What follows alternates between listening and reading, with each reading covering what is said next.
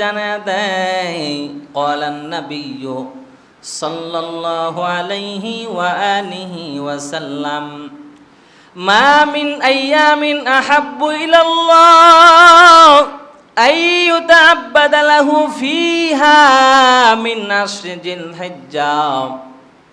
আল্লাহর নবী বলেন, দুনিয়াতে যত দিবস রজনী আছে, লাইলাতুল কদর আছে, শবে বরাত আছে, আর যত দামি দিবস রজনী আছে, এই দিবস রজনীগুলোর মধ্যে ইবাদত করার চাইতে জিলহজ মাসের দিবস রজনীগুলোতে ইবাদত করা শ্রেষ্ঠ।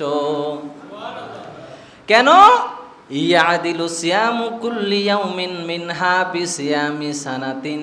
জিলহজ মাসের একদিন রোজা রাখলে অন্য সময় 1 বছর রোজা রাখার সওয়াব।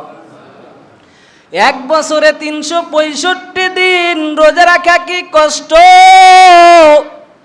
রমাদান মাসে যখন প্রচন্ড গরম পড়ে যায়, এই প্রচন্ড গরমের ভিতরে 30টা রোজা রাখতে আমাদের কষ্ট হয়ে যায়।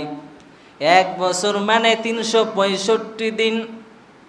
365 দিন রোজা রাখার যে সওয়াব, জিলহজ মাসের একদিন রোজা রাখবেন এই সমপরিমাণ সওয়াব।